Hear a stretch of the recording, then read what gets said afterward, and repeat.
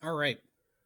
So the reason why I brought up the period from the previous videos for the sine, cosine, and tangent is because we're going to use that to identify all solutions for these trig equations, right? So that's why it's going to be episode 2. Um, so find all exact t values where the given statement is true. So the first one is sine of t should equal a negative 1/2.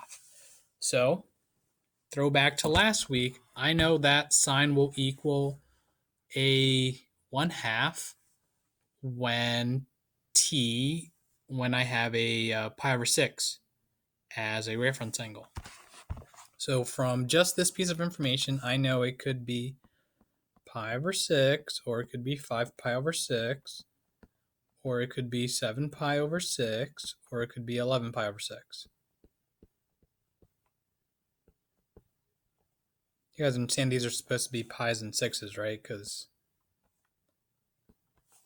my penmanship is not the greatest. So I know this is where my answers could possibly be. However, it's a negative value that I'm supposed to get for sine. So because sine is supposed to be negative, I know it cannot be the angles in the first quadrant, right? So I know that 7 pi over 6 would work, and 11 pi over 6 would also give me a sine of those two angles should give me a negative 1/2. However, the question's asking for all t values. The answers I provided right here are just for the ones I would find between 0 and 2 pi, aka one period of this cycle. But this behavior is going to keep repeating forever and ever and ever and ever. So I need to find a way to generalize the repetitive nature. That's a weird word. Take two. Repetitive nature of this graph. So I know that after 2 pi, my graph will repeat itself, right? So if the first instance that I'm going to get where sine of t will equal a negative 1/2 is at 7 pi over 6, okay, then tack on a 2 pi to it. That'll give me the next instance of the next cycle where it's going to get me a negative 1/2. And then tack on a 2 pi onto that new angle, and so forth and so forth. So, like, I'm just going to keep adding 2 pi's. Or I could subtract 2 pi's and go back into the negative direction, right? And that's just for the 7 pi over 6. If I can do that with the 7 pi over 6, I can do that with the 11 pi over 6. So here's what I'm going to say for my answer. Once I identified the reference angles in the basic unit circle from 0 to 2 pi, here's how I can generalize it. It would be 7 pi over 6 plus 2 times n pi, or it could be 11 pi over 6, the other reference angle I have, plus 2n pi. Okay? So we understand where the 2 pi comes from because that's just the period of the sine graph, right? But let's talk about what the n is. The n is letting me know that I'm just going to keep doing this forever and ever and ever and ever. So as long as n is an integer, right? So the 2 pi is the cycle. The n just says, hey, keep adding more to this or keep subtracting more to it, right? Because since n is an integer, it has to be a positive or a negative whole number. So I could subtract a bunch of revolutions. I could add a bunch of revolutions. If you think about how it looks on the unit circle, that's the 2 pi is, one entire revolution. So that's how I do that with the sine. Now, cosine has a very similar approach because cosine also has a period of 2 pi.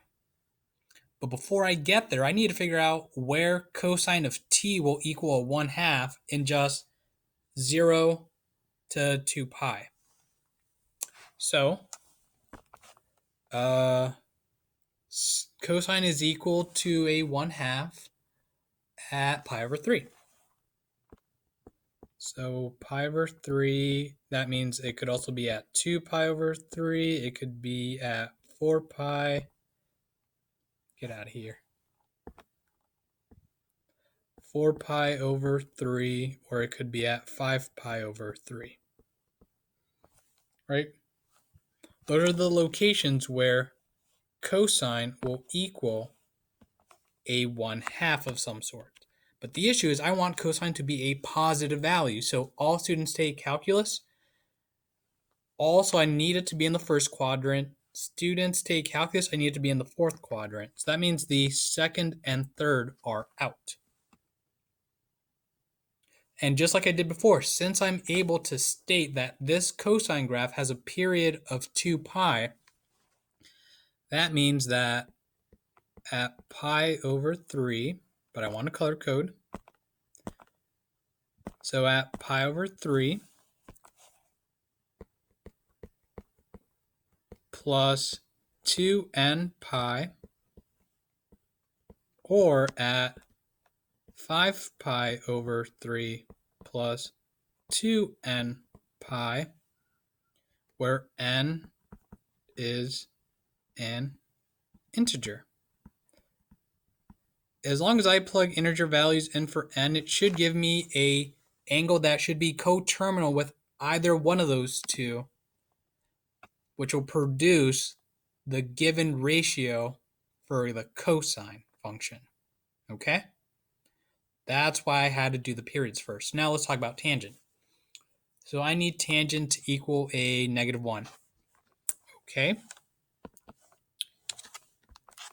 So because tangent is equal to a -1, I want to figure out where tangent would equal 1. So this means I divided something by itself.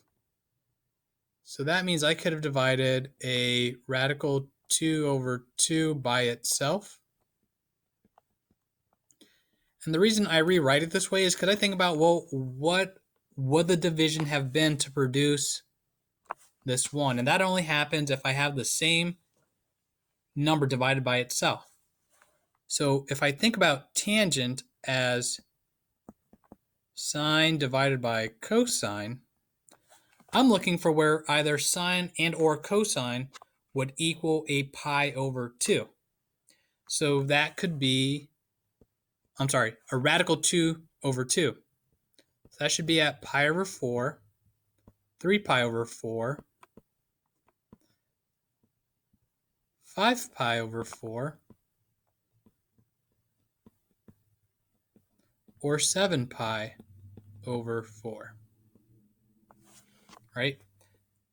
But since I want since I want tangent to be a negative number, all students take calculus means that all, not there, students could work, take, that'll be positive, don't want that, calculus, there we go.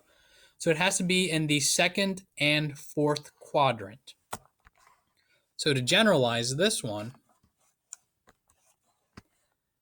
I would say 3 pi over 4 plus n pi, or 7 pi over 4 plus n pi. And again, n means the exact same thing. N is an integer.